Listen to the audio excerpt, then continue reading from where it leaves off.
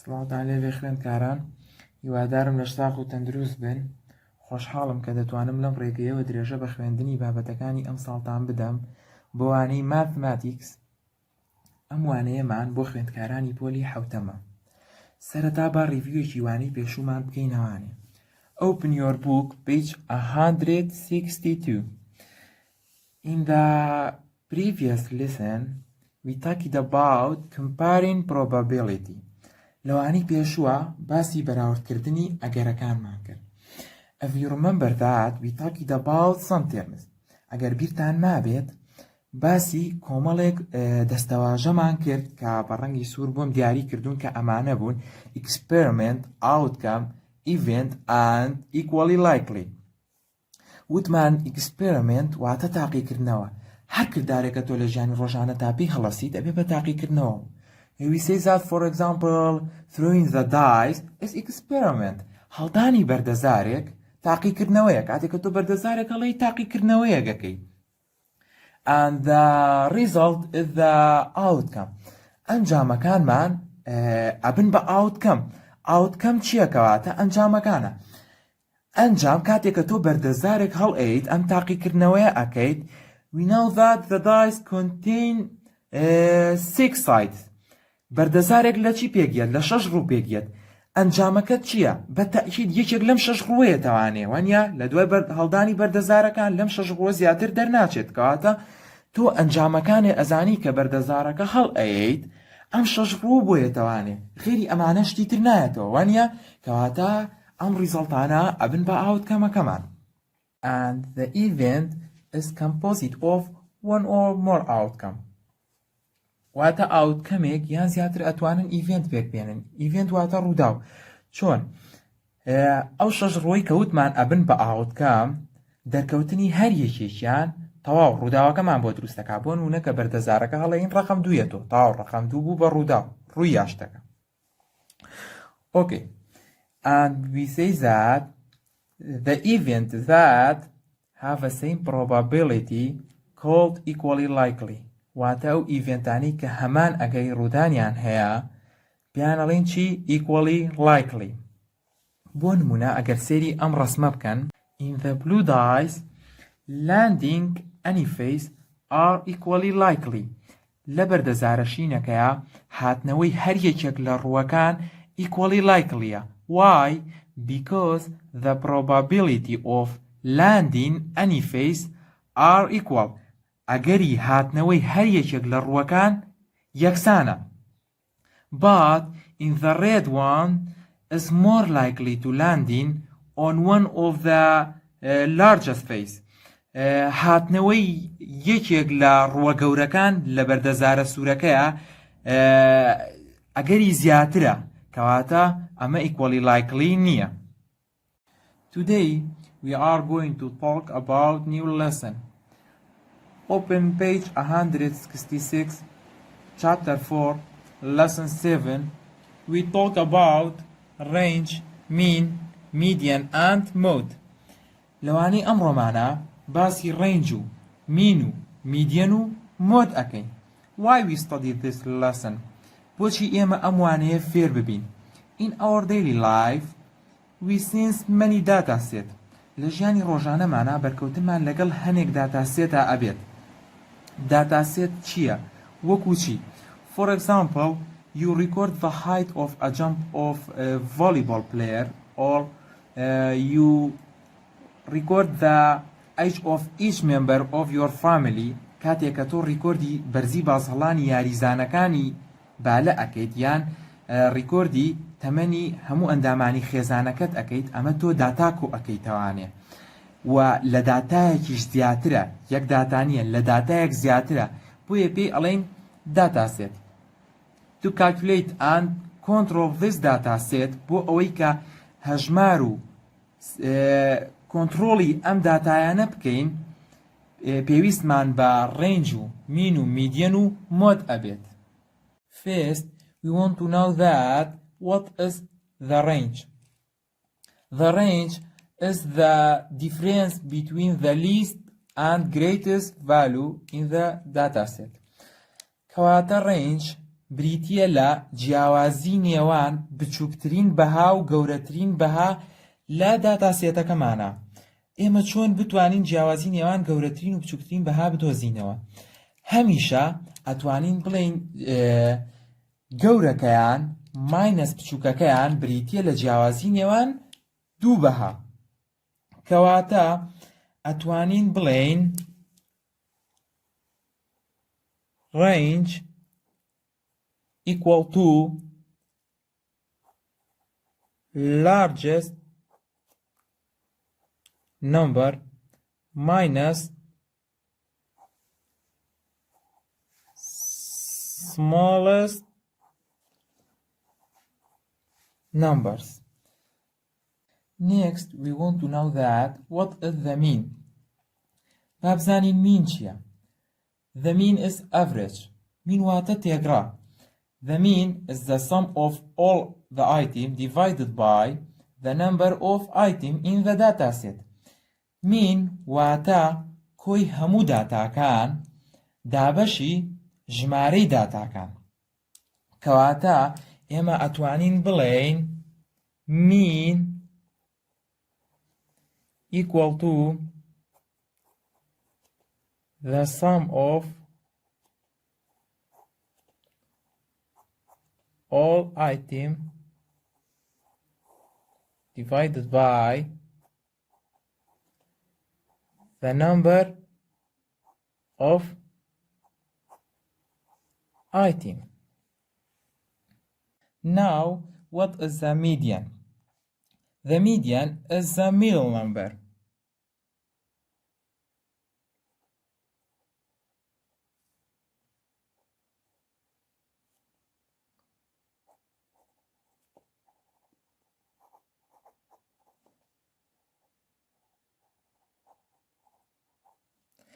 واتە میدیان بریتیە لە ژمارەی ناوەڕاست. واتە چیش ئەو ژمارەی کە ئەکەوێتە ناوەڕاستەوە؟ چۆن بیدۆزینەوە؟ چۆن بزانین کام ژمارەیە کە ئەکەوێتە ناوەڕاستی داتاکەمانەوە؟ To find the median, put the number, the data in order from smallest to largest. داتاکەمان ڕیز ئەکەین لە بچووکەوە بۆ گەورە. داتاکەمان لە بچووکەوە بۆ گەورە ڕیز ئەکەین. لێرەیە دوو کەیسمان ئەبێت. کەیسی یەکەم ئەگەر بێت و if there is an odd number of data item، ئەگەر بێت و ژمارەی داتاکانمان چی بێت؟ odd بێت. بۆ نمونە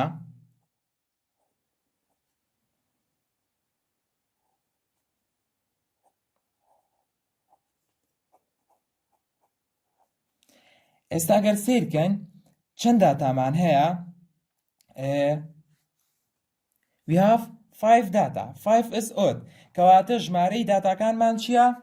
ئۆدە. کەواتە ژمارەی داتاکانمان ئۆدە. ئەگەر دیقەت بن لە بچووکەوە بۆ گەورە ڕیز کراوە. ئەگەر سیر بکەین یەک ژمارەمان هەیە کە ئەکەوێتە ناوەڕاستی هەموو ژمارەکانەوە.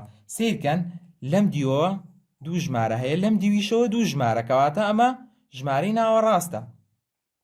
کەواتە میدیان equal to number 8. لەبەرەوەی ئەو ژمارەیە کە ئەکەوێتە ناوەڕاستی داتاکەمانەوە. ئەمە لە کەیسی یەکەمە. کەیسی دووەم if there is an even number of data item. ئەگەر ژمارەی داتاکەمان even بێ. بۆ نمونە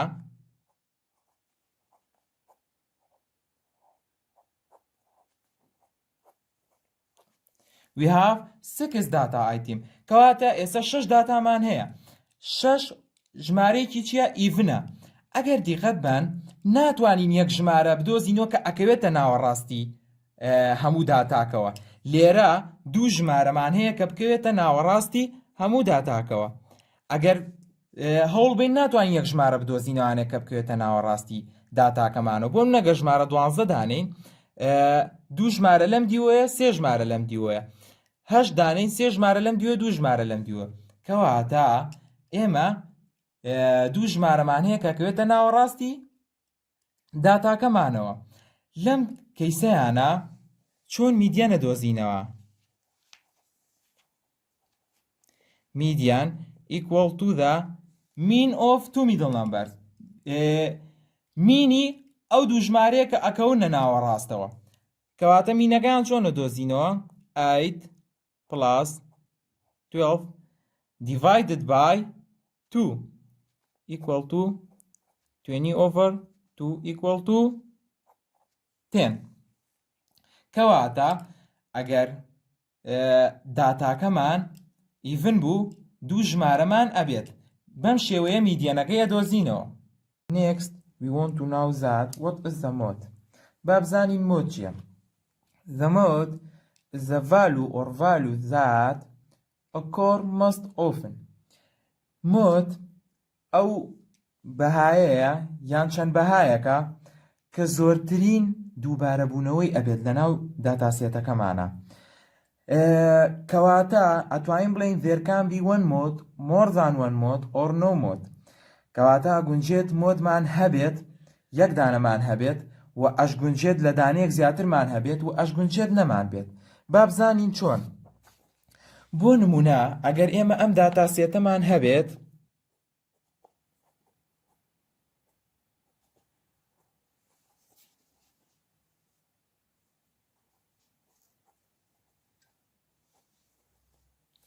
ئەگەر ئێمە ئەم داتاسێتەمان هەبێت سیرەکەین زۆرترین دووبارەبوونەوە چییە لە ناو ژمارەکانە؟ سێ جار دووبارەبوونەوەمان هەیە کە زۆرترین دووبارەبوونەوەیە. زۆرترین دووبارەبوونەوە ئەوەیە کە سێ جار دووبارە بۆتەوانێ. لە سێ جار زیاترمان نییە کە دووبارەبوونەوە هەبێت. و چ ژمارەیەکە کە دووبارە بۆ تۆ داتاکەمان چییە کە دووبارە بۆتەوانێ؟ کەواتە مۆد equal to 4 لەبەرەوەی ژمارە 4 زۆرترین دووبارەبوونەوەی هەبووە. بەڵام ئەگەر بین و سەیری نمونەیەکی تر بکەین، هەر بۆ نمونە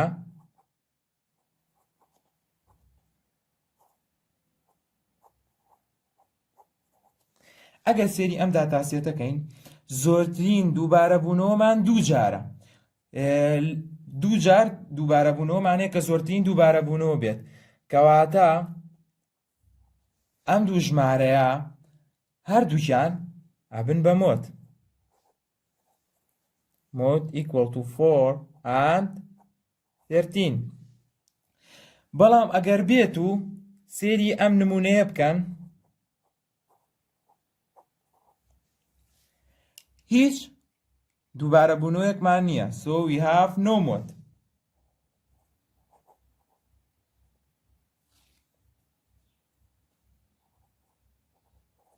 کەواتە هیچ مۆدێکمان نییە. زۆر باشە خوێندکاران، لەگەڵ ما بن با ئێگزامپڵی یەکەم شیکار بکەین. Example 1 Part A تەیبڵێکی بە ئێمەیاوە کە ڕیکۆردی بەرزی بازهەڵانی یاریزانەکانی بالەی کردووە بە سانتیمەتر. ئەم داتاسێتەی تیا دەرچووە. ئەڵێ چی؟ Find the range, mean, median and mode. چۆن ئەمانە بدۆزینەوە؟ ئەگەر ئێوە بیرتان بێت لە میدیەنە وتمان بۆ ئەوەی کە میدیان بدۆزینەوانێ پێویستە چی بکەین؟ rearrange the data from smallest to largest. وتمان پێویستە داتاکەمان لە بچووکترین ژمارەوە بۆ گەورەترین ژمارە ڕیز بکەین. کەواتە هەموو کاتێ بۆ شیکارکردنی ئەم پرسیارانە پێویستە ئێمە داتاکەمان لە بچووکترین ژمارەوە بۆ گەورەترین ژمارە ڕیز بکەین. کەواتە ئەگەر دیقەت بن 33 is the smallest number in the table. After that we have 48, 52, 54, 54, 64 and 66 is the largest number in the table. باشە ئەمە ئێمە ژمارەکەمان لە بچووک و داتاکانمان لە بچووکترین ژمارەوە بۆ گەورەترین ژمارە ڕیز کرد. ئێستا بۆ دۆزینەوەی range to find the range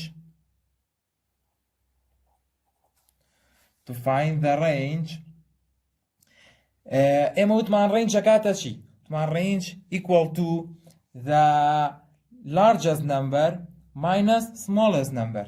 وتمان ئەکاتە گەورەترین ژمارە ماینەس بچووکترین ژمارە. گەورەترین ژمارە ئەگەر دیقەت بن لە داتاکەیە چییە؟ بۆیە وتمان وا باشترە لە بچووکۆ بۆ گەورە ڕیزیکەین. ئەگەر ئێستا دیقەت بن زۆر بە ئاسانی بچووکترین داتا و گەورەترین داتا دیارە. The largest number is 66 minus smallest number is 33 equal to 33. کەواتە ڕێنجەکاتە چی؟ ڕێنجەکاتە 33. ئەمە ڕێنجمان دۆزیەوە. To find mean ئێمە وتمان مینەکاتە چی؟ وتمان mean equal to the sum of all data item divided by the number of data item. کەواتە وتمانەکاتە کۆی هەموو ژمارەکان کۆی هەموو داتاکان کەواتە 33 plus 48 plus 52 plus 54 plus 54 plus 64 plus 66 کەواتە کۆی هەموو ژمارەکان ئەمە کۆی هەموو ژمارەکانە divided by the number of data items دابەشی ژمارەی داتاکان چەند دانەمان هەیە 1 2 3 4 5 6 7 we have 7 data item کەواتە divided by 7 equal to کۆی هەموو داتاکان ئەکاتە چەند the sum of all data equal to 371 divided by 7 ئەتوانین لێرە long division بەکاربێنین ژمارەکەی پێدا بەش بکەین وتمان ئەڵێن from 3 we have 7 no from 37 we have 7 yeah we have 5 5 times 7 equal to 35 37 minus 35 equal to 2 bring down this digit ئەم ژمارەیە هێنینە خوارەوە from 21 we have 7 yeah we have 3 3 times 7 equal to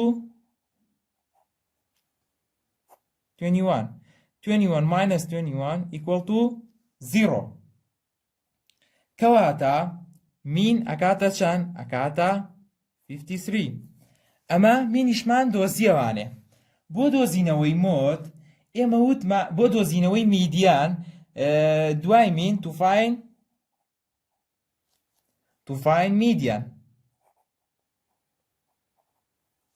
وتمان میدیان is the middle number ئەو ژمارەیە کە ئەکەوێتە ناوەڕاستی هەموو داتاکانەوە بەڵام بۆ مەرجەی کە داتاکانمان لە بچووکەوە بۆ گەورە ڕیز کرد بێت ئەگەر ئێستا دیقەتی داتاکە بن لە بچووکەوە بۆ گەورە ڕیزمان کردووە بۆ ئەوەی ژمارەی ناوەڕاست بدۆزینەوە ئەتوانین بەم شێوەیە بیکەین ژمارەیەک لەم سەری ژمارەکان و ژمارەیەکیش لەم سەر دەست بخەنە سەری پاشان یەک ژمارە لە هەردوو لاوە وەرنە ژمارەکەی تەنیشتی ئەنجا ژمارەیەکی تر ئەگەر سیرکەن چی ئەمێنێتەوە لە ناوەڕاستە ئەگەر دیقەت بن 54 ئەکەوێتە ناوەڕاستەوە کەواتە میدیان equal to 54 وتمان ئەگەر ژماری داتاکانمان even بێت if we have even the number of data item ئەگەر even بێت یەک ژمارە ئەکەوێتە ناوەڕاستەوە و یەکسەر خۆشی ئەبێ بە میدیان زۆر باشە ئێستا ئەوەی کە ماوە how to find mode چۆن مۆد بدۆزینەوانێ وتمان مۆد ئەو ژمارەیە کە زۆرترین دووبارە بوونەوەی هەیە ئەگەر سێری ژمارەکانی سەرۆکەن زۆرترین دووبارە بوونەوە لە داتاکانە دوو جارە زۆرترین دووبارە بوونەوە لە داتاکانە دوو جارە کە دوو جار ئەم ژمارەیەمان دووبارە بۆ تەوانێ کە ژمارە چەندەیە 54 کەواتە ژمارە 54 دووجار دووبارە بۆ تۆ کەواتە ئەبێ بە مۆت. زۆر باشە خوێندکاران. ئێستاش example 1 part B. ئەگەر سیرکەین لێرە تێبڵێکی یاوە بە ئێمە کە ڕیکۆردی ژمارەی خوێندکارانی پۆلی حوتەمی کردووە لە 4 خوێندنگەی جیاوازە. ئەم داتایانی بۆ دەرچووە ئەڵێ find the range mean median and mode. ئێمە وتمان چۆن ئەمانە ئەدۆزینەوە. we say that first we rearrange the data from smallest to largest. وتمان یەکەم جار ئەبێ چی بکەین؟ ئەبێ داتاکەمان لە بچووکەوە بۆ گەورە ڕیز بکەین. هەدی ئەم داتایانە هەر یەکێکتان لە لای خۆتانەوە لە بچووکەوە بۆ گەورە ڕیزی بکەن. زۆر باشە. کەواتە بەم شێوەیە لە بچووکەوە بۆ گەورە ڕیز ئەکرێت. ئەگەر بەم شێوەیە ڕیزتان کردبێت ئەوە بەڕاستی ڕیزتان کردووە. Now to find a range we say that range is the largest number minus smallest numbers. وتمان بۆ دۆزینەوەی range هەمیشە ژمارە گەورەکە minus ژمارە بچووکەکە. لێرە ئەگەر سیرکەین زۆر بە ئاسانی ئەتوانین بزانین کامە ژمارە گەورەکەی و کامە ژمارە بچووکەکەیە لەبەر ئەوەی لە بچووکەوە بۆ گەورە ڕیزمان کردووە. کەواتە the largest number is 145 minus the smallest number is 100 equal to 45. کەواتە ڕێنجەکەمان ئەکاتە چەند؟ ئەکاتە 45. To find the mean وتمان مینەکاتە چی هەموو جارێ؟ مینەکاتە sum of all data item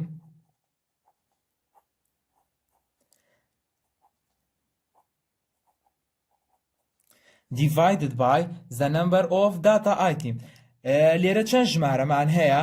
we have 4 data item. 1 2 3 4. we have 4 data item.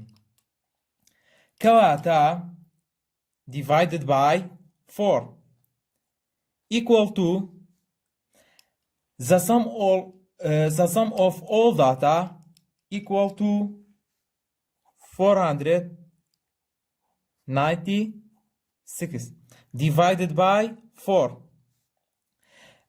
ئێمە لێرەیە ئەتوانین long division بەکاربێنین بۆ دابەشکردنی ئەم ژمارەیە. ئەشتوانین چی بکەین؟ divide the numerator and denominator by 2 بە سەرە و ژێرە دابەشی 2 بکەین. بزانێکین ئەکاتە چەند؟ بۆ ئەگەر سەرە دابەشی 2 بکەین ئەکاتە چەند؟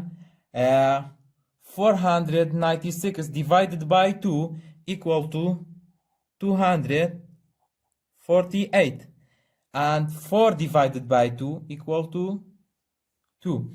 ئەتوانین هەم دیسان دابەشی کەینەوە بەسەر 2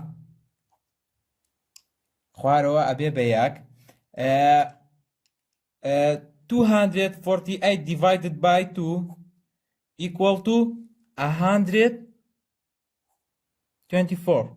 کەواتە equal to 124. کەواتە mean بریتیە لە چەند؟ 124 ئەکاتە 124. Now to find the median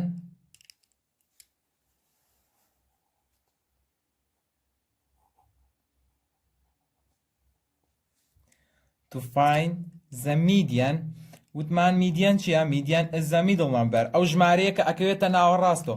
وتمان ئەتوانین ژمارەیەک لەم سەر بگرین دوای بچین بۆ ژمارەی دوای ئەوە. ئەگەر سیرکەین بچین بۆ ژمارەی دوای ئەوە هیچ نامێنێتەوە. کەواتە ئەم دوو ژمارەیە هەردووکیان ئەبن بە ناوەڕاست. ئێمە وتمان if we have a even number of data so we have two number in the middle. وتمان دوو ژمارەمان لە ناوەڕاستە ئابێت ئەگەر ژمارەکانمان even بن واتە جوود بن. ئێستا ئێمە 4 داتامانەیە کەواتە مادەم ژمارەکەمان ئەگەر ژمارەی داتاکانمان even بن. ئێستا ئێمە ژماری داتاکەمان ئیڤنە 4 داتایە کەواتە دوو ژمارە ئەکەوێتە ناوەڕاستەوە. وتمان چۆن میدیانە دۆزینەوە وتمان take the mean of this two number وتمان مینی ئەو دوو ژمارەیە ئەدۆزینەوە کەواتە ئەم دوو ژمارەیە کۆ ئەەکەینەوە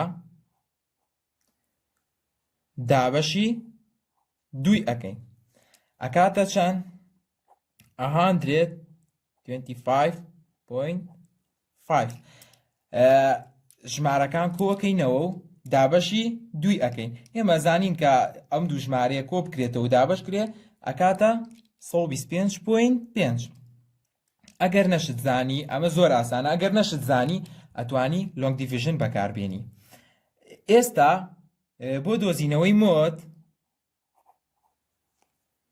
مۆد ئەکاتە چی وتمان مۆد ئەو ژمارەیە کە زۆرترین دووبارە بوونەوەی هەیە ئەگەر سیرکەین لە داتاکەمانە هیچ ژمارەیەکمان نییە کە زۆرترین دووبارە بوونەوەی هەبێ کەواتە we have no mode. Example 2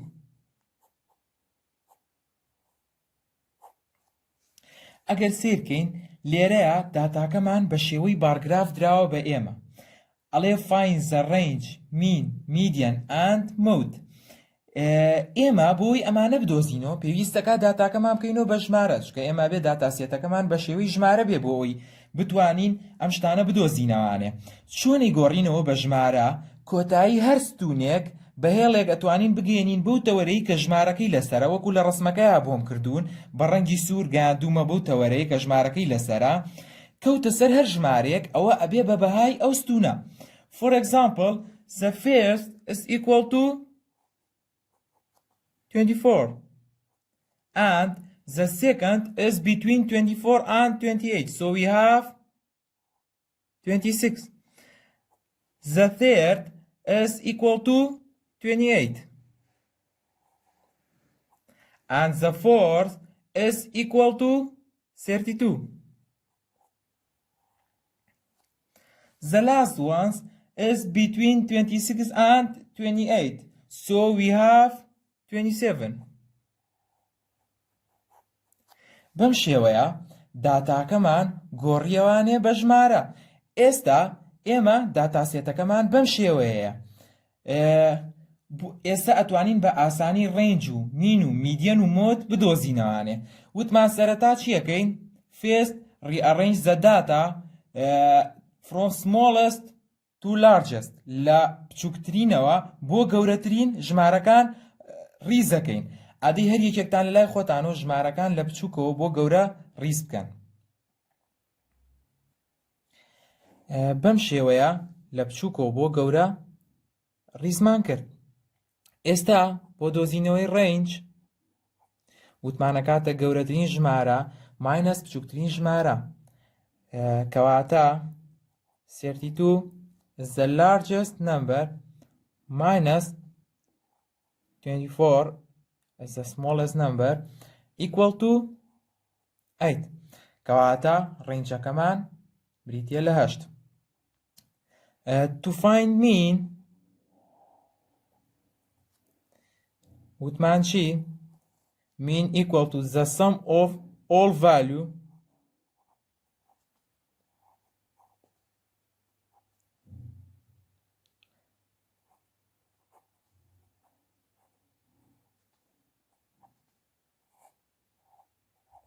divided by the number of data کەواتە the sum of all data divided by the number of data لێرە چەند داتامان هەیە we have 1 2 3 4 5 کەواتە divided by 5 equal to 137 divided by 5 هەموو ژمارەکان کۆکەینەوانێ چەندی کرد دابەشی 5 یەکەین equal to 27.4 ئەتوانن لۆنگ دیڤیژن بەکاربێنن بۆ دابەشکردنی ئەم ژمارەیە now to find median